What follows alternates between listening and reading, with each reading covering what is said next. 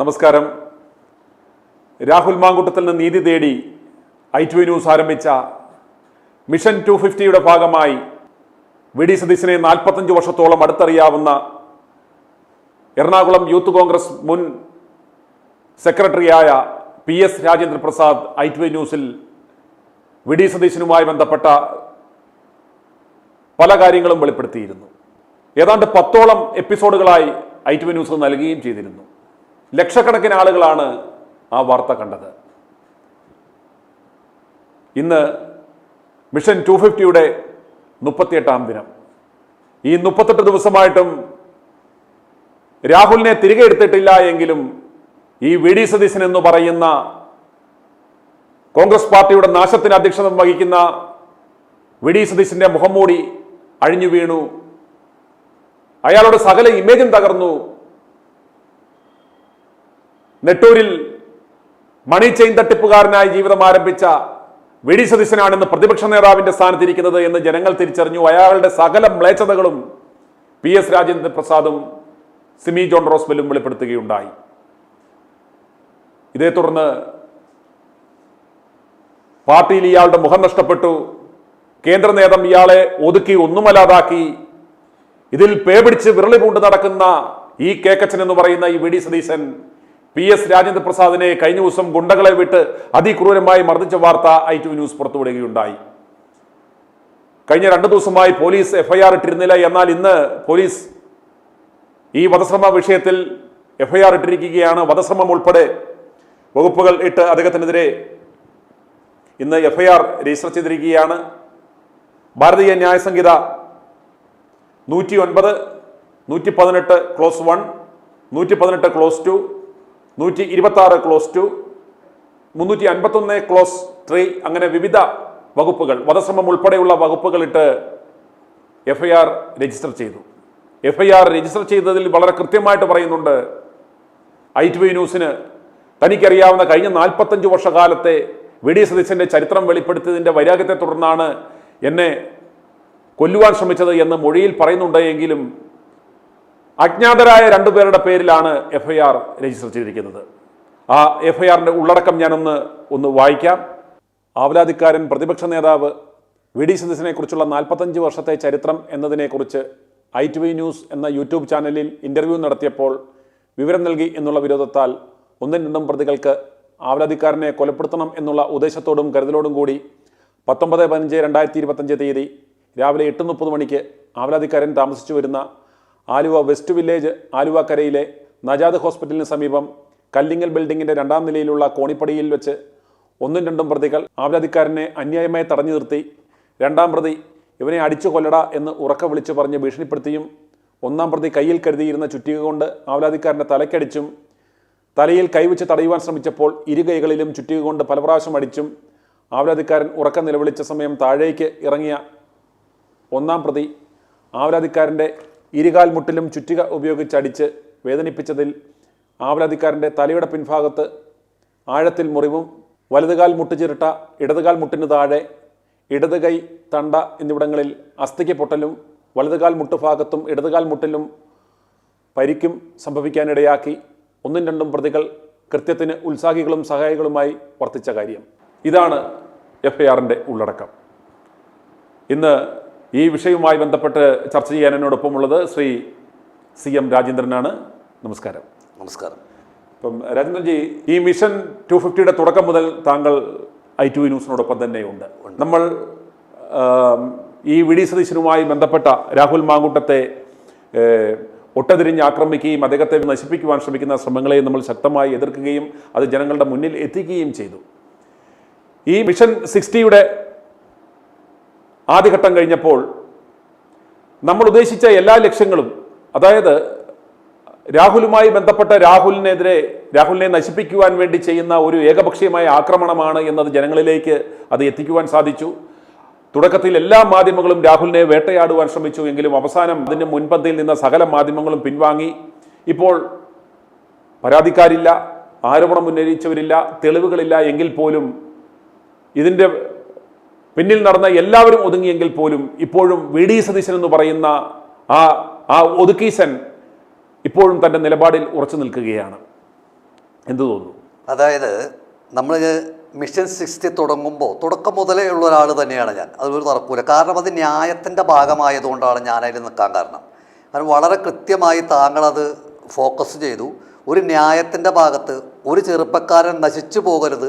കേരളത്തിന് ആവശ്യക്കാരനായാൽ കേരളത്തിന് ആവശ്യമുള്ള ഒരു രാഷ്ട്രീയ നേതാവ്, ഭാവിയിൽ ആരൊക്കെയോ ആവാൻ പ്രാപ്തിയുള്ള ഒരു രാഷ്ട്രീയ നേതാവിനെ ഏകപക്ഷീയമായി തകർക്കാൻ മുന്നിട്ടിറങ്ങിയപ്പോൾ താങ്കൾ എടുത്ത എഫർട്ടിനോടൊപ്പം ഞാൻ കൂടെ നിന്നു എന്നുള്ളത് സത്യം തന്നെയാണ്. വളരെ കൃത്യമായി തന്നെ താങ്കൾ അത് കൈകാര്യം ചെയ്തു. പിന്നെ അതൊരു ചെറിയൊരു വ്യത്യാസം എന്ന് പറയുന്നത്, താങ്കൾ അന്ന് അല്ലെങ്കിൽ നമ്മുടെ ഈ ചാനലിൽ കൂടി നമ്മൾ ഓരോ ദിവസവും ആവശ്യപ്പെട്ട മുഴുവൻ കാര്യങ്ങളും സാധിച്ചു എന്നുള്ളതാണ് ഏറ്റവും വലിയ വിജയം. അതിൽ ഒരു കാര്യം പോലും ഒഴിവാക്കാനില്ല. നമ്മൾ ആവശ്യപ്പെട്ട ഒരു കാര്യമെന്ന് വളരെ വ്യക്തമായി ആവശ്യപ്പെട്ട ഒരു കാര്യം രാഹുൽ മാങ്കൂട്ടം തിരിച്ചെടുക്കുക എന്നുള്ള. ഇനി എന്താ തിരിച്ചെടുക്കാനുള്ളത്? ഇനി എന്താ? രാഹുൽ മാങ്കൂട്ടത്തിലാണ് പാലക്കാടത്തെ കാര്യങ്ങൾ തീരുമാനിക്കുന്നത്. ഈ സതീശന് പോലും അവിടെ യാതൊരു റോഡും ഇല്ല. സതീശനെ പോലും ആരും വിളിക്കുന്നില്ല. ഒരു പരിപാടിക്ക് പോലും അല്ലെങ്കിൽ സതീശനെ അവിടെ വിളിക്കുന്നില്ല. ഒരു പാർട്ടി യോഗങ്ങൾക്ക് സതീശനെ വിളിക്കുന്നില്ല.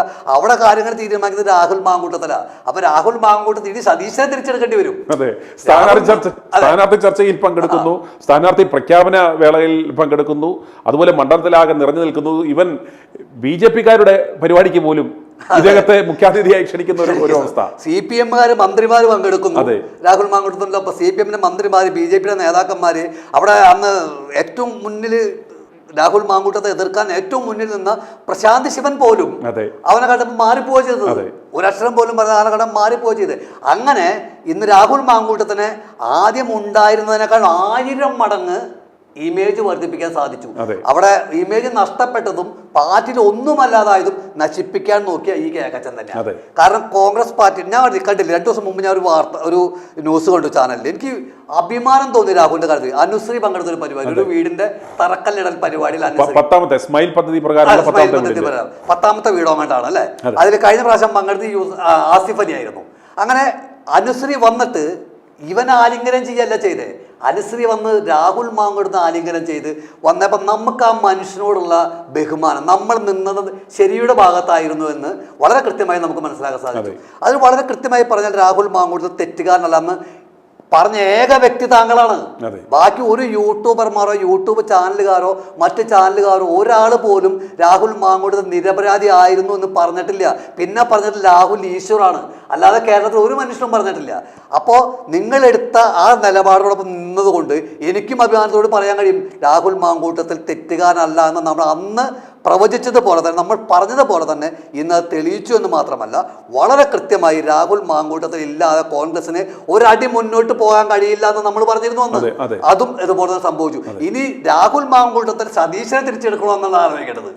അല്ലാതെ സതീശൻ രാഹുൽ മാങ്കൂട്ടം തിരിച്ചെടുക്കണ്ട. കാരണം സതീശന്റെ കാറ്റ് കഴിഞ്ഞു, തീർന്നു. ഇപ്പൊ ഹൈക്കമാൻഡിനും വേണ്ട, കേരള രാഷ്ട്രീയത്തിനും വേണ്ട, അണികൾക്കും വേണ്ട, ആ സ്ഥിതിയിലേക്ക് എത്തി എന്നുള്ള വസ്തുതയാണ്. ഇന്ന് പാലക്കാട് MP അദ്ദേഹവും യാതൊരു അർത്ഥശങ്കകൾക്കും ഇടയില്ലാത്ത വിധത്തിൽ അദ്ദേഹം കൃത്യമായി പറഞ്ഞു, രാഹുലിനെ അത് മാറ്റിയിട്ടില്ലല്ലോ, അദ്ദേഹം ഇപ്പോഴും പാർട്ടിയുടെ ഭാഗമാണ്, അദ്ദേഹത്തെ പ്രാഥമിക അംഗത്തിൽ നിന്ന് മാറ്റി നിർത്തിയേക്കുന്നേ ഉള്ളൂ, അയാളെ ഡിസ്മിസ് ചെയ്തിട്ടില്ല, അദ്ദേഹം ഇപ്പോഴും പാർട്ടിയുടെ ഏറ്റവും ഇന്നവറ്റബിൾ ആയിട്ടുള്ള ഒരു മനുഷ്യനാണ് എന്ന് അദ്ദേഹം വളരെ കൃത്യമായി ഇന്ന് പറയുകയുണ്ടായി. അത് കൃത്യമായിട്ടുള്ള ഒരു സന്ദേശമാണ്. പക്ഷേ ഇപ്പോഴും ഈ വിഷയം ഇപ്പോഴും ഈ ഏതാണ്ട് ഒരു 100 ദിവസത്തോടടുക്കുമ്പോഴും ഈ രാഹുലിനെ ഒരു കുറ്റവാളിയെ പോലെ ഒരു സംശയനിഴലിൽ നിർത്തുന്നതിനുള്ള ഏക കാരണം ഈ പാർട്ടിയുടെ ഇവർ ഇപ്പോൾ ഇല്ല, ഇദ്ദേഹത്തെ പാർട്ടിയുടെ ഭാഗമാണെന്ന് പറയുമ്പോൾ പോലും ജനങ്ങൾ ചോദിക്കുന്ന ചോദ്യം ഇതാണ്, നിങ്ങൾ എന്തുകൊണ്ട് പിന്നെ രാഹുലിനെ മാറ്റി നിർത്തിയിരിക്കുന്നു? രാഹുലിനെ തിരികെ എടുത്തിരുന്നു. ഒരു ദിവസം അല്ലെങ്കിൽ ഒരു ദിവസം മുമ്പേ രാഹുലിനെ ഈ തദ്ദേശ തെരഞ്ഞെടുപ്പിന് മുമ്പ് തന്നെ അദ്ദേഹത്തിന് തിരികെ എടുത്ത പദവികളും നൽകി അദ്ദേഹത്തെ ചേർത്ത് നിർത്തുകയാണെന്നുണ്ടെങ്കിൽ അത് ഈ വരുന്ന തദ്ദേശ തിരഞ്ഞെടുപ്പുകളിൽ അതിൻ്റെ ഫലം ഈ പാർട്ടിക്ക് കിട്ടും, അതല്ലെങ്കിൽ അത് കനത്ത തിരിച്ചടി ഉണ്ടാവും എന്നിവന്മാർക്ക് അറിയാമെങ്കിൽ പോലും ഈ പെറ്റി ഈഗോയും വെച്ച് ഇവർ നിൽക്കുകയാണ്. അന്നേരം അതുകൊണ്ട് തന്നെ ഇപ്പോഴും ഈ ദിവസങ്ങൾ നമുക്ക് ഏറ്റവും അത്ഭുതകരമായ ഒരു കാര്യം എന്ന് പറഞ്ഞാൽ ഏതാണ്ട് 100 ദിവസങ്ങൾ പിന്നിടാൻ പോകുമ്പോഴും ആളുകൾ അതേ ആവേശത്തിൽ, തുടക്കത്തിൽ ഏത് ആവേശത്തിൽ നിന്നോ അതേ ആവേശത്തിൽ പറയുന്നു, രാഹുലിനെ തിരികെ എടുത്തില്ല എങ്കിൽ ഞങ്ങൾ വോട്ട് ചെയ്യാൻ പോലും പോകില്ല എന്ന്. ഇപ്പം കോൺഗ്രസ്സുകാരെ സംബന്ധിച്ചുള്ള ഒരു പ്രത്യേകത എന്ന് പറയുന്നത് മറ്റുള്ളവരെ പോലല്ല, ആ വീട്ടമ്മമാരാണ്, അവർ പോകില്ല, വോട്ട് ചെയ്യാൻ പോകത്തില്ല. അന്നേരം അതുകൊണ്ട് തന്നെ അത് ഏതെങ്കിലും ഒരു മണ്ഡലത്തിൽ അത് പാലക്കാട്ടോ അതല്ലെങ്കിൽ ഏതെങ്കിലും ഒരു മണ്ഡലത്തിലല്ല, ഇത് കേരളത്തിലുള്ള സകല മണ്ഡലങ്ങളിലും അത് പ്രതിഫലിക്കുമെന്ന കാര്യത്തിൽ യാതൊരു സംശയവുമില്ല. സത്യം പറഞ്ഞ ശ്രീകണ്ഠനെ കുറിച്ച് ഞാൻ ഇങ്ങനെയൊന്നും ചിന്തിച്ചിട്ടില്ല പണ്ട്. ഈ ലോക്സഭ ഇലക്ഷൻ മുമ്പ് പുള്ളി DCC പ്രസിഡന്റ് ആയിരുന്ന സമയത്തൊക്കെ ഞാൻ ശ്രീകണ്ഠനെ കുറിച്ച് ഇത്രയ്ക്കും നല്ലൊരു മനുഷ്യനാണെന്ന് ഞാൻ മനസ്സിലാക്കിയിട്ടില്ല. കോൺഗ്രസ്സുകാരനാവാൻ പറ്റിയ ആളല്ല അയാൾ. കാരണം കൃത്യമായ കാര്യം അന്നും രാഹുൽ മാങ്കൂട്ടത്തിൽ ഒപ്പം നിന്നു. രാഹുൽ മാങ്കൂട്ടത്തെ സ്ഥാനാർത്ഥിയാക്കുന്ന സമയത്ത് ആൾക്ക് എതിർപ്പുണ്ടായിരുന്നു. അദ്ദേഹം അത് രേഖാമൂലം എഴുതി പാർട്ടി അറിയിക്കുകയും ചെയ്തു രാഹുൽ മാങ്കൂട്ടത്തെ സ്ഥാനാർത്ഥിയാക്കുന്ന സമയത്ത്. പക്ഷേ രാഹുൽ മാങ്കൂട്ടി സ്ഥാനാർത്ഥിയായി വന്നതിന് ശേഷം അയാൾ കറക്റ്റ് കോൺഗ്രസ്സുകാരനായി. അദ്ദേഹം കറക്റ്റ് കോൺഗ്രസ്സുകാരായി. കാരണം രാഹുൽ മാങ്കൂട്ടത്തെ ജയിപ്പിച്ചേ അടങ്ങുന്നുള്ള വാശിയിൽ കോൺഗ്രസിനാണ് ജയിപ്പിക്കുന്നത്, രാഹുൽ മാങ്കൂട്ടത്തിനല്ല. കോൺഗ്രസ്സാണ് എൻ്റെ പാർട്ടി, എൻ്റെ രക്തത്തിൽ കോൺഗ്രസ് ആണെന്ന് തെളിയിക്കുന്ന രൂപത്തിലുള്ള പ്രവർത്തനമായിരുന്നു ശ്രീകണ്ഠൻ A to Z ആ തെരഞ്ഞെടുപ്പിൽ കാഴ്ചവെച്ചത്. അതിനുശേഷം രാഹുൽ മാങ്കൂട്ടത്തിനെതിരെ ഇത്രയും ആരോപണങ്ങൾ ഇവരൊക്കെ പറഞ്ഞപ്പോഴും ശ്രീകണ്ഠൻ രാഹുൽ മാങ്കൂട്ടത്തിന് അനുകൂലമായി നട്ടല് നിവർത്തി നിന്ന് അവനൊപ്പം നിൽക്കുക സപ്പോർട്ട് ചെയ്തിട്ടുണ്ട്. ഇപ്പോഴും രാഹുൽ മാങ്കൂട്ടത്തിന് വേണ്ടി അവിടെ എന്തെങ്കിലും ആവശ്യം ഉണ്ടായി ശ്രീകണ്ഠൻ ഇറങ്ങും. ഒരു തർക്കമോ കാര്യത്തിന് വേണ്ട. ഇപ്പം ഈ ശ്രീകണ്ഠന്റെ പിള്ളേർ തന്നെയാണ് രാഹുൽ മാങ്കൂട്ടത്തിനോട് കൊണ്ടു നടക്കുന്നത്. ഒരു തർക്കമോ കാര്യത്തിന് വേണ്ട. രാഹുൽ മാങ്കൂട്ടത്തിന്റെ രോമത്തമ്മ തൊടാൻ കഴിയില്ല എന്ന് ശ്രീകണ്ഠൻ വെല്ലുവിളിച്ചിട്ടുണ്ടെങ്കിൽ ആ വെല്ലുവിളി ശ്രീകണ്ഠന്റെ കൃത്യമായി നടക്കുന്നുണ്ട്. കാരണം BJPക്കാരും നമ്മുടെ സരിനെ പോലെയുള്ള ഏറാമൂലികളൊക്കെ കേട്ടിട്ട് പറഞ്ഞല്ലോ, ഇങ്ങനെ ഇവിടെ കാല് കുത്തട്ടെ, അപ്പം ഞങ്ങൾ കാണിച്ചു തരാം, ഇവിടെ കാല് കുത്തട്ടെ എന്നൊക്കെ പറഞ്ഞ് വലിയ വെല്ലുവിളിയൊക്കെ നടത്തിയല്ലോ. MLA സ്ഥാനം രാജിവെക്കുന്നത് വരെ ഞങ്ങൾ റെസ്റ്റില്ലാ സമരം ചെയ്യുന്ന BJPക്കാരൊക്കെ പറഞ്ഞല്ലോ. പക്ഷേ അന്ന് ശ്രീകണ്ഠൻ ഒരു കാര്യം പറഞ്ഞിരുന്നു, രാഹുൽ മാങ്കൂട്ടത്തിൽ ഇറങ്ങും ചെയ്യും, പ്രവർത്തിക്കും ചെയ്യും, നിങ്ങൾക്കൊരു ചുക്കും ചെയ്യാൻ കഴിയില്ല എന്ന് അന്ന് ശ്രീകണ്ഠൻ പറഞ്ഞത് അക്ഷരം പ്രതി നടപ്പാക്കിക്കൊണ്ടിരിക്കുക. ഇത് 2 ദിവസം മുമ്പ് ഒരു ഇലക്ഷൻ പ്രചരണവുമായി ബന്ധപ്പെട്ടുകൊണ്ട് വീട് കയറുന്ന പ്രവർത്തനത്തിൽ രാഹുൽ മാങ്കൂട്ടത്തിൽ വീട് കയറാൻ പോകുന്നത് ഞാൻ കണ്ടു. പോകുമ്പോൾ എത്ര സ്ത്രീകളാണ് അദ്ദേഹത്തിൻ്റെ കൂടെ, എത്ര സ്ത്രീകൾ. ഒരു കാര്യം ഉറപ്പാട്ടാ, ഇവിടെ ഒരു വ്യത്യാസം ഞാൻ പറഞ്ഞുതരാം. വളരെ കൃത്യമായിട്ട് വരാൻ പോകുന്ന തെരഞ്ഞെടുപ്പിൽ, ഈ കോർപ്പറേഷൻ തെരഞ്ഞെടുപ്പ്, ഈ ത്രിതല പഞ്ചായത്ത് തെരഞ്ഞെടുപ്പ് ഞാൻ കാണിച്ചു തരാം. പാലക്കാട് രാഹുൽ മാങ്കൂട്ടത്തിലെ പെർഫോമൻസും എറണാകുളത്ത് സതീശിന്റെ പെർഫോമൻസും നമുക്കൊന്ന് വിലയിരുത്താം. ശരിക്കും വിലയിരുത്തണം. കാരണം രാഹുലാണോ ശരി, സതീശനാണോ ശരി എന്നുള്ള കാര്യം, ഇത് രാഹുലിന്റെ ഭാഗമാണ് ശരി എന്ന് തെളിയിക്കുന്ന രൂപത്തിലുള്ള പ്രവർത്തനവും വിജയവും പാലക്കാട് ഉണ്ടായാൽ സതീശൻ രാജിവെച്ച് പുറത്തു പോകണം. ഇപ്പോൾ ഒരു കാര്യം ശ്രദ്ധിച്ചോ, അതായത് പാലക്കാട് വളരെ സ്മൂത്തായിട്ട് കാര്യങ്ങൾ പോവുകയായിരുന്നു. എന്നാൽ പാലക്കാട് എന്തോ പ്രശ്നമുണ്ട്, പിരായിരിയിൽ എന്തോ ആശയക്കുഴപ്പമുണ്ട് എന്നൊക്കെ വരുത്താൻ വേണ്ടി ഇവന്മാർ തന്നെ, അത് ഈ സതീശൻ്റെ ആളുകൾ തന്നെ അവിടെ ചെറിയൊരു സംഘർഷം പോലുണ്ടാക്കി. അതുമാത്രം ചില മാധ്യമങ്ങളിലൂടെ, അതായത് ഇവന്മാരുടെ ആ സിൻഡിക്കേറ്റ് മാധ്യമങ്ങളിലൂടെ ഇത് ഏറുവാനുള്ള ശ്രമിച്ചു. പക്ഷേ അവിടെ യാതൊരു പ്രശ്നമോ ഒന്നും നിലവിലില്ല. പക്ഷേ ഈ പറയുന്ന ചില പ്രധാനപ്പെട്ട മാധ്യമങ്ങൾ, അതായത് രാഹുലിനെ കരിവാരിത്തേക്കുവാൻ ഉപയോഗിച്ച ആ മാധ്യമങ്ങളിലൂടെ ഈ അവിടെ ഏതാണ്ട് പ്രാദേശികമായി നടന്ന ഒരു സംഘർഷം, അതെ, മലമൂർ ചാനലുകാരന്മാരുടെ ആ ചാനലിൽ അവിടെ എന്തോ ഒരു സംഘർഷം ഉണ്ടായെന്ന്, അല്ലാതെ ഒരു മാധ്യമ പ്രവർത്തനം എന്ന് പറയാൻ കഴിയില്ല, കള്ളന്മാരുടെ ചാനലാണ്. ഈ സതീശൻ അവിടെ ചെറിയ പ്രശ്നങ്ങൾ ഉണ്ടാക്കും നമ്മൾ മുന്നേ പറഞ്ഞിരുന്നു. നമ്മൾ വേറൊരു ചർച്ചയിൽ ഈ വിഷയം പറഞ്ഞിരുന്നു. പാലക്കാട് സതീശൻ കഴിഞ്ഞ് ചിലപ്പോൾ കൈയിട്ട് അളക്കി എന്തെങ്കിലും പ്രശ്നം ഉണ്ടാക്കും നമ്മൾ പറഞ്ഞിരുന്നു. കാരണം എന്താണെന്നറിയോ, അവിടെ രാഹുൽ മാങ്കൂട്ടത്തിന്റെ വിജയമാണ്, ശ്രീകണ്ഠന്റെ വിജയമാണ്. ഇത് രണ്ടും സതീശന് ദഹിക്കില്ല. കാരണം എല്ലാം എന്നിൽ കൂടി വരാൻ പാടുള്ളൂ, എല്ലാം ഞാനായിട്ട് ചെയ്യണം. ഞാനെന്ന അഹംഭാവം മൂത്ത് നടക്കുന്ന, തൻ പ്രമാണിത്തം നടി നടക്കുന്ന സതീശന് രാഹുലിന്റെ വിജയം അവിടെ അംഗീകരിക്കാൻ കഴിയില്ല. അപ്പോൾ രാഹുൽ ഒരു വെല്ലുവിളി കൂടി നടത്തിയിട്ടുണ്ട് പരസ്യമായിട്ട്. അവിടെ രണ്ടാമത് ഒരു ഈ പ്രശ്നങ്ങളൊക്കെ പരിഹരിച്ചതിന് ശേഷം അദ്ദേഹം അവിടെ MLA ആയിട്ട് ചെന്നതിന് ശേഷം, MLA ആയിട്ടുള്ള പ്രവർത്തനങ്ങൾ തുടങ്ങിയതിന് ശേഷം അദ്ദേഹം പറഞ്ഞിരുന്നു, ഈ വരാൻ പോണ നിയമസഭയിൽ CPMന്റെ സീറ്റ് അടക്കം 3 സീറ്റ് പിടിച്ചെടുക്കും കോൺഗ്രസ്, 5 സീറ്റ് എന്തായാലും കടന്നെടുക്കും, വെല്ലുവിളി നടത്തിയിട്ടുണ്ട്. അതുപോലെ തന്നെ ത്രിതല പഞ്ചായത്ത് തെരഞ്ഞെടുപ്പിൽ ഗംഭീര വിജയം കാഴ്ചവെക്കാൻ കഴിയും. ഒരു പക്ഷേ പാലക്കാട് മുനിസിപ്പാലിറ്റി ഭരണം വരെ പിടിച്ചെടുക്കാൻ കഴിയുമെന്ന് ഞാൻ വിശ്വസിക്കുന്നു. കാരണം രാഹുൽ മാങ്കൂട്ടത്തിൽ ഉള്ളത് കൊണ്ട്. ഷാഫി പറമ്പലിന്റെ മറ്റൊരു അവതാരമാണ് ഈ രാഹുൽ മാങ്കൂട്ടത്തിൽ. ഷാഫി പറമ്പിൽ ഇതുപോലെ എന്താ പറയുക, രാഹുൽ മാങ്കൂട്ടത്തിൽ അത്രയ്ക്ക് അങ്ങോട്ട് എത്തിക്കാണില്ല എന്ന് എനിക്ക് തോന്നുന്നു. കാരണം ജനങ്ങളുടെ ഉള്ളിലേക്ക് എത്തിയിട്ടുണ്ടെങ്കിൽ പോലും ഇതുപോലെയുള്ള കാര്യങ്ങളിൽ, അത് രാഹുൽ മാങ്കൂട്ടത്തിനെ പോലെ വെല്ലുവിളിച്ച് കാര്യങ്ങൾ നടത്തുക എന്ന് പറഞ്ഞാൽ അത്ര ഒരു ശൈലി ഷാഫിക്കില്ല. ഇത് വെല്ലുവിളിച്ച് തന്നെയാണ് രാഹുൽ ഇറങ്ങിയിട്ടുള്ളത്. ആ രാഹുല് പാലക്കാട് മിന്നുന്ന വിജയം കാഴ്ചവെക്കും ത്രിതല പഞ്ചായത്ത് തെരഞ്ഞെടുപ്പുള്ള കാര്യത്തിൽ ഒരു സംശയം വേണ്ട. CPMന്റെ പല കോട്ടകളും തകർക്കും ആ കാര്യത്തിൽ വേണ്ട. ഇത് മുൻകൂട്ടി അറിയാവുന്ന സതീശനാണ് അവിടെ ചില പ്രശ്നങ്ങൾ ഉണ്ട് എന്ന് വരുത്തി കൊടുത്തത്. ഇത് കണ്ടോ, അതിനുവേണ്ടി തന്നെയാണ് ഈ മരമുറി കള്ളന്മാരെ കൊണ്ട് പിന്നാലെ നടന്ന് ഇയാളെ തോണ്ടുകയും ചൊറിയുകയും ചെയ്തപ്പം വളരെ ശക്തമായ മെസ്സേജ് രാഹുൽ കൊടുത്തു. എനിക്ക് വേണ്ടി ഹാർഡ് വർക്ക് ചെയ്ത പ്രവർത്തകരാണ്, അവർക്ക് ഒരു ആവശ്യം വന്നു കഴിഞ്ഞാൽ അവരാവശ്യപ്പെട്ടാൽ അവർക്ക് വേണ്ടി പ്രവർത്തിക്കാൻ ഞാൻ ഇറങ്ങിയിരിക്കും, ഓഫീസിൽ ഞാൻ കയറിയിരിക്കും, മരമുറി കൊള്ളക്കാരന്മാർ പോയി പണി നോക്കടാ എന്ന് അവന്മാരുടെ മുഖത്ത് നോക്കി ഇതൊക്കെ പറഞ്ഞു. അതുപോലെ തന്നെ ഒരു സ്ഥാനാർത്ഥി നിർണയ ചർച്ചയിൽ മായി ബന്ധപ്പെട്ട് അവിടെ ഇദ്ദേഹം ചെന്നു എന്ന് പറഞ്ഞത് ഉറപ്പാണ്. സതീശന്റെ ആളുകൾ ഈ മാധ്യമങ്ങൾക്ക് വിവരം കൊടുക്കുകയും അവർ അവിടെ പാഞ്ഞെത്തുകയും അതിനെ വലിയ വിവാദമാക്കുവാൻ ശ്രമിച്ചു. പക്ഷേ അവരെല്ലാം ഒറ്റക്കെട്ടായിട്ട് നിന്നു. അവിടുത്തെ DCC പ്രസിഡന്റ് പറയുകയും ചെയ്തു, അങ്ങനെയാണെങ്കിൽ KPCC പറയട്ടെ, ഇദ്ദേഹം ഇവിടെ ഇറങ്ങാൻ പാടില്ല എന്ന്. അതിനുള്ള നട്ടല് അന്ന് നമ്മൾ ചോദിച്ചിരുന്നു, അതിനുള്ള നട്ടല് ഈ അരമന കെങ്ങിണിക്കുണ്ടോ എന്ന്. രാഹുല് പാലക്കാട് പ്രവർത്തിക്കുവാൻ ഇറങ്ങരുതെന്ന് പറയുവാനുള്ള നട്ടല്ലൊന്നെങ്കിലും ഇവന്മാർ കാണിക്കണമായിരുന്നു. അതിനുള്ള നട്ടല് ഇവന്മാർക്കില്ല. അവർക്കറിയാം രാഹുല് പാലക്കാട് പ്രവർത്തിക്കാൻ ഇറങ്ങരുതെന്നെങ്ങാനും പറഞ്ഞു കഴിഞ്ഞാൽ ഇവന്മാരുടെ കഥ തീരുമെന്നറിയാം. അതുകൊണ്ട് ഞങ്ങൾക്ക് പാലക്കാട്ടെ ജനങ്ങളോട് അഭ്യർത്ഥിക്കുവാനുള്ളത്, രാഹുൽ അവിടെ ആത്മാർത്ഥമായി, അദ്ദേഹം ഇപ്പോഴും UDFന്റെ MLA ആണ്, അദ്ദേഹം പറ്റാവുന്ന വിധത്തിൽ ആത്മാർത്ഥമായി അവിടെ ഈ തദ്ദേശ തിരഞ്ഞെടുപ്പുമായി ബന്ധപ്പെട്ട് ഫീൽഡിൽ അദ്ദേഹം ഇറങ്ങി പ്രവർത്തിക്കുന്നു. അദ്ദേഹത്തിന് വേണ്ടുന്ന പിൻബലം കൊടുക്കുക. ഇദ്ദേഹം പറഞ്ഞതുപോലെ മുനിസിപ്പാലിറ്റിയുടെ ഭരണം പിരിച്ചെടുക്കുവാനുള്ള ആ ഒരു നേട്ടം സമ്മാനിക്കുകയാണെങ്കിൽ അത് ശക്തമായ ഒരു മെസ്സേജ് ആയിരിക്കും.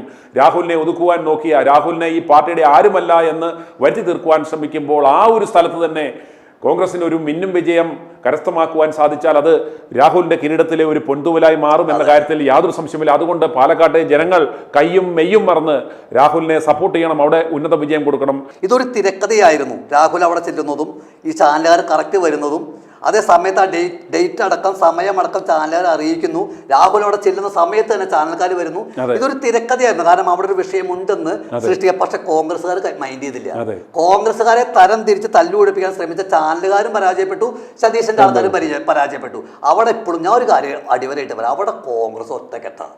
അത് രാഹുലിൻ്റെ ശ്രീകണ്ഠൻ്റെ മിടുക്ക്, ഷാഫിയായിട്ട് നിലനിർത്തി കൊണ്ടുവന്നു. അത് രാഹുൽ നിലനിർത്തുന്നു. ഷാഫിയുടെ ശ്രീകണ്ഠൻ്റെ മിടുക്ക് തന്നെയാണ്. ആ ചന്ദ്രേട്ടനൊക്കെ വളരെ ആത്മാർത്ഥമായിട്ട് കോൺഗ്രസിന് വേണ്ടി പ്രവർത്തിക്കുന്ന ആളാണ്. KPCC പ്രസിഡന്റ് അല്ല DCC പ്രസിഡന്റ് ചന്ദ്രേട്ടൻ, KPCC സെക്രട്ടറി, അദ്ദേഹം എന്നൊക്കെ പറഞ്ഞാൽ കോൺഗ്രസ്സാണ് അവർക്ക് ജീവിതം. അപ്പോൾ അതുകൊണ്ട് തന്നെ ഇവരെന്തൊക്കെ കുത്തിത്തെറിപ്പ് ഉണ്ടാക്കിയാലും പാലക്കാട്, ഇപ്പോൾ താങ്കൾ സൂചിപ്പിച്ച പോലെ, സുനിൽ സാർ സൂചിപ്പിച്ചതുപോലെ തന്നെ എനിക്കും പാലക്കാട്ടുകാരോട് പറയാനുള്ളത്, ഇത് നിങ്ങൾ കൊടുക്കുന്ന മറ്റൊരു ജില്ലയ്ക്ക് വേണ്ടി ഞങ്ങൾ പറയുന്നില്ല. പക്ഷേ പാലക്കാട് നിങ്ങൾ രാഹുൽ മാങ്കൂട്ടത്തിനുള്ള സപ്പോർട്ട് എന്ന് പറയുന്നത് കേരളത്തിലെ ഓരോ അമ്മമാർക്കും കൊടുക്കുന്ന സപ്പോർട്ടാണ്, കേരളത്തിലെ ഓരോ യുവാക്കൾക്കും കൊടുക്കുന്ന സപ്പോർട്ടാണെന്ന് മാത്രമാണ് ഈ അവസരത്തിൽ എനിക്ക് പറയാനുള്ളത്. ഇനി എറണാകുളത്തേക്ക് വന്നാൽ, എറണാകുളത്തേക്ക് വമ്പം പരാജയം നേരിടാൻ പോണേ സതീശൻ. താങ്കൾ എഴുതി വെച്ചോളൂ, വൻപം പരാജയം നേരിടാൻ പോണം. കാരണം ഇപ്പം തന്നെ അവിടെ നടക്കുന്ന പ്രശ്നങ്ങൾ നമ്മൾ കണ്ടു. വേറെ ഒരു ജില്ലയിലും ഇല്ലാത്ത പ്രശ്നങ്ങളാണ് എറണാകുളത്ത് നടക്കുന്നത്. അപ്പോൾ ഇവര് പത്രക്കാർ പറയുന്നതാണ്, ഇല്ലാത്ത കഥകളാണെന്നൊക്കെ പറയാൻ വേണമെങ്കിൽ. പക്ഷെ നമ്മൾ യാഥാർത്ഥ്യം നമ്മുടെ സോഷ്യൽ മീഡിയ വഴിയും അല്ലാതെ നമ്മൾ കണ്ടുകൊണ്ടിരിക്കുകയാണല്ലോ. അവിടെ എന്തുകൊണ്ടാച്ചാൽ ഈ സതീശിൻ്റെ തൻപ്രഭാതിത്വം തന്നെയാണ് അവിടുത്തെ പ്രശ്നങ്ങൾക്ക് കാരണം. അവിടെ വേറെ ആർക്കും റോളില്ലെന്നേ. ഞാനെന്ന അഹംഭാവം, ഞാനെന്ന അഹങ്കാരി, അദ്ദേഹത്തെ ഞാൻ പറയട്ടെ, ഈ വളരെ വിഷമകരമായൊരു കാര്യം, ഈ സതീശൻ്റെ കൂട്ടുകെട്ടാറാവൂലെ അവിടെ. സതീശൻ പണ്ട് ഉമ്മൻചാണ്ടിനെ ഈ മറ്റേ ഭരണം നഷ്ടപ്പെടുത്തുന്നത് എങ്ങനെ നമ്മൾ ചർച്ച ചെയ്തിട്ടുണ്ട്, പലപ്പോഴും ചർച്ച ചെയ്തിട്ടുണ്ട്. അതിൽ നമ്മൾ സൂചിപ്പിക്കാതെ പോയ 1-2 വിഷയങ്ങളുണ്ട്. കാരണം ഈ ബാറിൻ്റെ വിഷയമോ ഉമ്മൻചാണ്ടിയുടെ അഴിമതികളെ കുറിച്ചൊക്കെ സംസാരിച്ചിട്ടായിരുന്നു സതീശൻ രംഗപ്രവേശനം ചെയ്തത്. സതീശൻ ഹീറോ ആയത് തന്നെ ഉമ്മൻചാണ്ടിയെ കുറ്റം പറഞ്ഞിട്ടാണ്, ഉമ്മൻചാണ്ടിയുടെ ഭരണം കളഞ്ഞിട്ടാണ്. അല്ലാതെ സതീശൻ ഒന്നും ആയിരുന്നില്ല. ആ ലോട്ടറി വിഷയത്തിലും ഈ വിഷയത്തിലാണ് സതീശൻ 10 ആളറിഞ്ഞു തുടങ്ങിയത്. അതുപോലെ സതീശൻ ആരും അറിയില്ലായിരുന്നു. ഈ സതീശൻ്റെ ഏറ്റവും വലിയ സുഹൃത്തായിരുന്നു, അല്ലെങ്കിൽ സുഹൃത്തെന്ന് വേണ്ട, സതീശന് എടുത്തു പ്രയോഗിച്ച വിഷയം എന്തായിരുന്നു? സന്തോഷ് മാധവന്റെ ഭൂമി ഇടപാടുമായിട്ടായിരുന്നു. സന്തോഷ് മാധവന്റെ ഭൂമി ഇടപാട്, അതായത് എലക്ഷൻ പരസ്യപ്രചരണം അവസാനിപ്പിക്കുന്ന അന്നാണ് സുധീറിനെ പോലുള്ള ആൾക്കാർ ചാനലിൽ കയറി ചർച്ചയ്ക്ക് വെക്കുന്നത്. സന്തോഷ് മാധവൻ ഭൂമി ഇടപാടുമായി ബന്ധപ്പെട്ടുകൊണ്ട് ഉമ്മൻചാണ്ടി മാറിയെന്ന് അന്വേഷണം നടത്തണം എന്നൊക്കെ പറഞ്ഞ് ഉമ്മൻചാണ്ടിക്കെതിരെ സംസാരിച്ചിരുന്നേ. ഈ സതീശനും ഈ സുധീറിനും ഈ TN പ്രതാപനും സംസാരിച്ചിരുന്നത് ഉമ്മൻചാണ്ടിക്കും സർക്കാരിനുമെതിരെയാണ്, കോൺഗ്രസിന്റെ.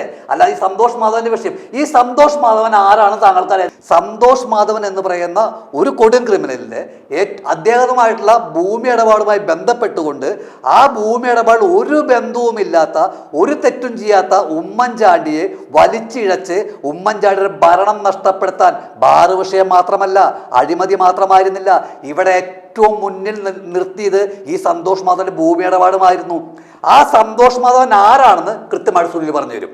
സന്തോഷ് മാധവന് ഈ ഭൂമിയെല്ലാം എടുത്തു കൊടുത്തത് ഈ കേക്കച്ചൻ എന്ന് പറയുന്ന ഈ വി.ഡി. സതീശന്റെ സഹോദരനായ വി.ഡി. അജയകുമാറാണ് ഈ സന്തോഷ് മാധവൻ എന്ന് പറയുന്ന ഇയാൾക്ക് ഈ ഭൂമിയെല്ലാം ഏറ്റെടുത്ത് കൊടുത്തത്. സത്യം പറഞ്ഞാൽ ഈ ഒരു സന്തോഷ് മാധവൻ എന്ന ഒരു ഫിഗറിനെ മുന്നിൽ നിർത്തി ഈ വി.ഡി. സതീശനും വി.ഡി. അജയകുമാറിനും ഇയാളുടെ സഹോദരനും കൂടെയാണ് സത്യം പറഞ്ഞാൽ ആ നാറിയ റിയൽ എസ്റ്റേറ്റ് കളി എല്ലാം കളിച്ചത്. എന്നിട്ട് അവസാനം ഉമ്മൻചാണ്ടിയെ തീർക്കുവാനായിട്ട് ഇവന്മാർ തന്നെ ഉപയോഗിക്കുകയും ചെയ്തു എന്ന് താങ്കൾ കറക്റ്റ്ലി സൂചിപ്പിച്ചു.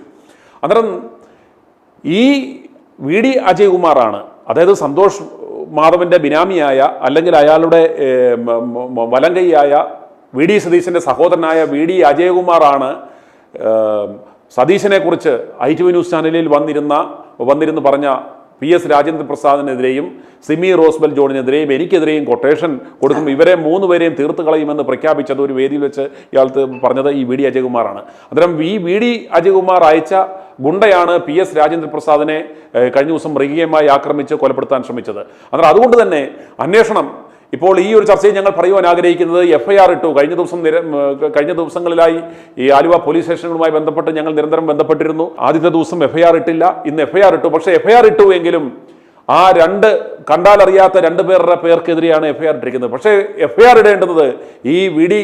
സതീശനും ഇയാളുടെ സഹോദരൻ വി.ഡി. അജയകുമാറിനുമെതിരെയാണ് FIR ഇടേണ്ടത്. ഇവരാണ് ഈ കുറ്റകൃത്യം ചെയ്യിച്ചത്. ആ പറയുന്ന കൊട്ടേഷൻ ഗുണ്ടകളെ അല്ല, ആ ഗുണ്ടകളെ പോലീസ് കണ്ടെത്തുമായിരിക്കാം. പക്ഷേ അവർക്ക് കർശന നിർദ്ദേശം തീർച്ചയായും ഇവന്മാർ കൊടുത്തിട്ടുണ്ടാവും. അവർ ഇവന്മാരുടെ 2 പേരുടെയും പേര് പറയില്ല. അതുകൊണ്ട് ഈ വിവരം കിട്ടിയതുകൊണ്ട് അദ്ദേഹം ജില്ലാ പോലീസ് സൂപ്രണ്ടിന് ഏതാണ്ട് 2 ആഴ്ച മുമ്പേ എനിക്കെതിരെ ഇത്തരത്തിലുള്ള ഒരു വധശ്രമം ഉണ്ടാകും, എനിക്ക് വിവരം കിട്ടി എന്ന് പറഞ്ഞ് പരാതി കൊടുത്തിട്ട് 2 ആഴ്ച മുമ്പേ കൊടുത്തിരുന്നു. അതിനുശേഷമാണ് ഇപ്രകാരം ഒരു വധശ്രമം നടന്നിരിക്കുന്നത്. അന്നേരം അതുകൊണ്ട് വി.ഡി. സതീശനെതിരെയും വി.ഡി. അജയകുമാറിനെതിരെയും ഈ കൊലക്കുറ്റത്തിനെതിരെയുള്ള കേസെടുക്കണം. അപ്രകാരം ഉണ്ടായില്ലെങ്കിൽ അതിനെതിരെ ശക്തമായ പ്രക്ഷോഭം ഉണ്ടാകും എന്ന് മാത്രം ഞങ്ങൾ അറിയിക്കുകയാണ്. ചെറിയൊരു സംശയമുണ്ട്. കാരണം സതീശന്റെ കഥ പറയാതെ പോകരുത്. കാരണം വി.ഡി. സതീശനെതിരെ പിണറായി വിജയൻ വിരലനക്കില്ല. കാരണം പിണറായി വിജയൻ വെള്ളാപ്പള്ളി നടേശൻ വർഗീയവാദി ആയിക്കോട്ടെ, എത്ര വൃത്തികെട്ടവനായിക്കോട്ടെ, അദ്ദേഹം പറഞ്ഞൊരു കാര്യമുണ്ട്, പിണറായിയുടെ ഐശ്വര്യം സതീശനാണ്. അദ്ദേഹം ജീവിതത്തിൽ ആദ്യമായി വെള്ളാപ്പള്ളി നടേശൻ ഒരു സത്യം പറഞ്ഞു. എൻ്റെ ഓർമ്മ വെച്ച കാലം പോലെ വെള്ളാപ്പള്ളി നടേശൻ ആകെ ഒരു സത്യം പറഞ്ഞത് ഈ ഒരു വിഷയമാണ്. എന്താ പറഞ്ഞത്?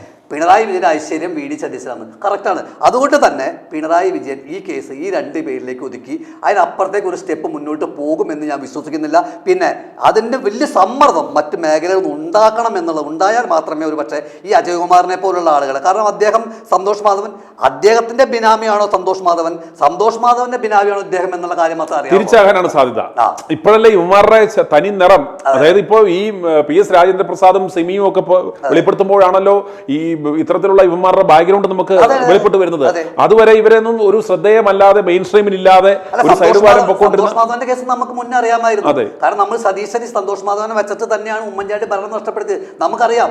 നമ്മൾ ഈ രാജേന്ദ്ര പ്രസാദിന്റെ വിഷയം വന്നപ്പോഴല്ല സന്തോഷ് മാധവന്റെ വിഷയം വന്നിട്ടുള്ളത്. സന്തോഷ് മാധവൻ എത്രയോ വർഷങ്ങൾക്ക് മുമ്പ് തന്നെ സതീശനുമായിട്ട് ബന്ധമുണ്ടെന്നുള്ള കാര്യം ആ സതീശന്റെ ആ പ്രസ്താവന കൂടി നമുക്ക് അന്ന് മനസ്സിലാക്കാമായിരുന്നു. പക്ഷെ നമ്മൾ ചർച്ച ചെയ്യാതെ പോയത് ആ വിഷയം അല്ലാത്തതുകൊണ്ടാണ്. പക്ഷെ ആ വിഷയം ചർച്ച ചെയ്യേണ്ടി വന്നത് ഇപ്പൊ ഈ ഗുണ്ടായസം കാണിച്ചതുകൊണ്ടാണ്. അതെ, അന്നേരം നമുക്ക് ജനങ്ങളോട് പറയേണ്ടുന്നത്, ഇപ്പോൾ ഒരു FIR എടുത്ത് നമ്മുടെ കണ്ണിൽ പൊടിയിടുവാൻ വേണ്ടി ഒരു FIR വധശ്രമത്തിന് ഇട്ടിട്ടുണ്ടെങ്കിൽ പോലും അത് ആ ഗുണ്ടകളുടെ പേരിൽ മാത്രം ഏതെങ്കിലും 2 ഗുണ്ടകളെ അറസ്റ്റ് ചെയ്ത് അകത്ത് വിടുമായിരിക്കാം. പക്ഷേ ജനങ്ങൾ മനസ്സിലാക്കണം, ഇവൻ ആരാണെന്ന് മനസ്സിലാക്കണം. ഈ നെട്ടൂരിലൂടെ ഈ സാമ്പത്തിക തട്ടിപ്പ്, മണി ചെയിൻ തട്ടിപ്പുകാരനായിട്ടുള്ള ഈ വി.ഡി. സതീശൻ എന്ന് പറയുന്ന ഈ 3rd റേറ്റ് ക്രിമിനലിനെ ജനങ്ങൾ മനസ്സിലാക്കണം. ഇവനെ യാതൊരു കാരണവശാലും വരുന്ന നിയമസഭാ തെരഞ്ഞെടുപ്പിൽ ആ മണ്ഡലത്തിൽ നിന്നും ജയിക്കുവാൻ ജനങ്ങൾ സമ്മതിക്കരുത്. ഇവന്റെ യഥാർത്ഥ മുഖം നിങ്ങൾ മനസ്സിലാക്കണം. ഈ കളങ്കിനെതിരെ ഇന്ന് ഫണ്ട് ഇറക്കുന്നത് എറണാകുളത്ത്, നിങ്ങളൊരു കാര്യം മനസ്സിലാക്കണം, ഈ വി.ഡി. സതീശന് വേണ്ടി ഫണ്ട് ഇറക്കുന്നത് അവിടുത്തെ മയക്കുമരുന്ന് മാഫിയകൾ. കഴിഞ്ഞ ദിവസം ഏഷ്യാനെറ്റിലൂടെ അവിടുത്തെ മരട് അനീഷ് എന്ന് പറയുന്ന ഒരു ഗുണ്ട അദ്ദേഹം ഒരു പ്രഖ്യാപനം നടത്തി. F കമ്പനി എന്ന പേരിൽ ഒരു വലിയ അവിടുത്തെ ഈ മയക്കുമരുന്ന് കച്ചവടം നിയന്ത്രിക്കുന്നത് ഈ ഗുണ്ടാ സംഘമാണ്. മയക്കുമരുന്ന് കച്ചവടവും അതുപോലെ പെൺവാണിഭവും ഈ മസാജ് പാർലർ കേന്ദ്രീകരിച്ച് നടത്തുന്ന ഈ 2 കാര്യങ്ങളും നിയന്ത്രിക്കുന്നത് ഈ 2 മാഫിയകളാണ്. ഈ 2 മാഫിയകളാണ് ഈ കേക്കച്ചൻ എന്ന് പറയുന്ന ഈ നാണംകെട്ടവിന് വേണ്ടി ഇവന് ഫണ്ട് ഇറക്കുന്നത്. നിങ്ങൾ മനസ്സിലാക്കണം.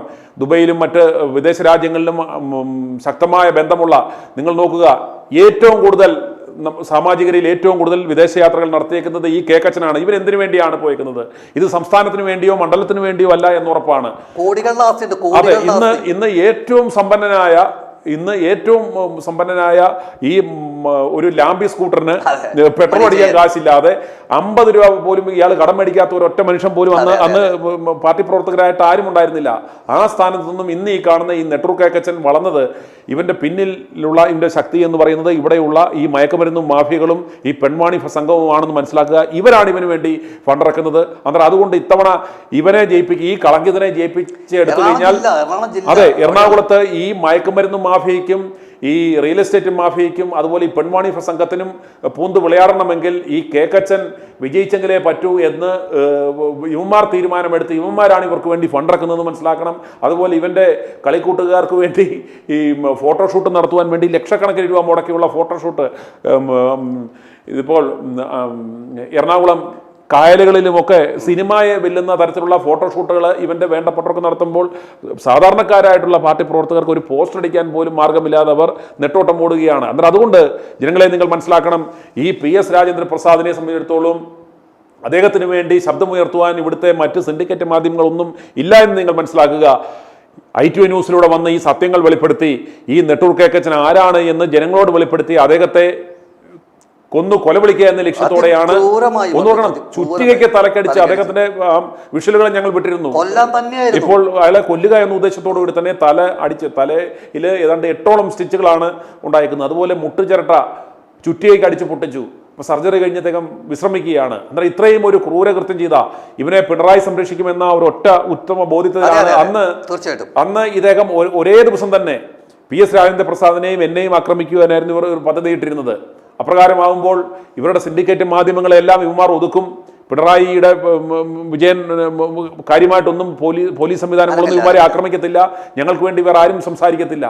അന്നേരം അതുകൊണ്ട് ഇത്തരത്തിലൊരു ആസൂത്രിതമായ ഒരു കൊലപാതകം നടത്തുവാനായിരുന്നു പാളിയത്. എന്തോ ദൈവാനുഗ്രഹം കൊണ്ട് എനിക്കൊരു അപായവും ഉണ്ടായില്ല. പക്ഷേ ഈ സത്യം ജനങ്ങൾ അറിയണം. ഇതിൻ്റെ പിന്നിൽ ഈ കേക്കച്ചന് വേണ്ടി ഈ കാര്യങ്ങളെല്ലാം ചെയ്യുന്നത് എറണാകുളത്തെ ഈ റിയൽ എസ്റ്റേറ്റ് മാഫിയയും മയക്കുമരുന്ന് മാഫിയയും പെൺവാണിഭ മാഫിയയാണെന്ന് നിങ്ങൾ മനസ്സിലാക്കുക. അതുകൊണ്ട് ഈ വരുന്ന തദ്ദേശ സ്ഥാപനങ്ങളിലേക്കുള്ള തെരഞ്ഞെടുപ്പിൽ കേക്കച്ചൻ്റെ ഈ സിൽബന്ദികളെ, ഈ സ്ഥാനാർത്ഥികളെ ഞങ്ങൾ പാലക്കാട്ട് നിങ്ങൾ കയ്യും മെയ്യും മറന്ന് കോൺഗ്രസിനെ സപ്പോർട്ട് ചെയ്യണം, കോൺഗ്രസ് സ്ഥാനാർത്ഥികളെ വിജയിപ്പിക്കണം, അത് രാഹുലിന് കരുത്തേകുമെന്ന് ഞങ്ങൾ ഞങ്ങൾ പറയുന്നു. ഈ എറണാകുളത്ത് ഈ കേക്കച്ചൻ്റെ സകല സ്ഥാനാർത്ഥികളെയും കെട്ടിവെച്ച കാശ് പോലും കിട്ടാത്ത രീതിയിൽ നിങ്ങൾ തോൽപ്പിക്കുക. അതൊരു സന്ദേശമാണ്. ഇവനെ ഒതുക്കണമെങ്കിൽ, ഈ ഒതുക്കീശനെ സകലരെയും ഒതുക്കുന്ന, ഈ പാർട്ടിയെ ഹൈജാക്ക് ചെയ്തിരിക്കുന്ന ഇവനെ ഒതുക്കണമെന്നുണ്ടെങ്കിൽ അതൊരു ശക്തമായ സന്ദേശമാണ്. കോൺഗ്രസിനെ സംബന്ധിച്ചിടത്തോളം നമുക്കറിയാം, എറണാകുളം എന്ന് പറയുന്നത് അവരുടെ ഏറ്റവും ശക്തമായ ഒരു കോട്ടയാണ്. ആ ശക്തമായ കോട്ടയിൽ ഒരു വിജയമുണ്ടായാൽ അതിൻ്റെ എല്ലാം ക്രെഡിറ്റ് എടുക്കുവാൻ വേണ്ടി ഈ കേക്കച്ചൻ നിൽക്കുകയാണ്. അപ്രകാരം ഒരു വിജയമുണ്ടായി കഴിഞ്ഞാൽ വീണ്ടും പൂന്ത് വിളയാടുന്ന ഒരു അവസരം ഉണ്ടാകും. അതുകൊണ്ട് ജനങ്ങൾ നിങ്ങളുടെ ഈ ചൂണ്ടുവിരൽ ഉപയോഗിച്ചുകൊണ്ട് അതിന് ശക്തമായ മറുപടി ഈ വരുന്ന തദ്ദേശ തെരഞ്ഞെടുപ്പിലേക്ക് നിങ്ങൾ കൊടുക്കണമെന്ന് അഭ്യർത്ഥിച്ചുകൊണ്ട് ഈ ചർച്ച ഇവിടെ അവസാനിപ്പിക്കുന്നു. i2i News, an eye for truth. i2i News subscribe ചെയ്തിട്ടില്ലാത്തവർ ഇപ്പോൾ തന്നെ സബ്സ്ക്രൈബ് ചെയ്യുക. നോട്ടിഫിക്കേഷൻ ലഭിക്കുവാൻ ബെൽ ബട്ടണും അമർത്തുക.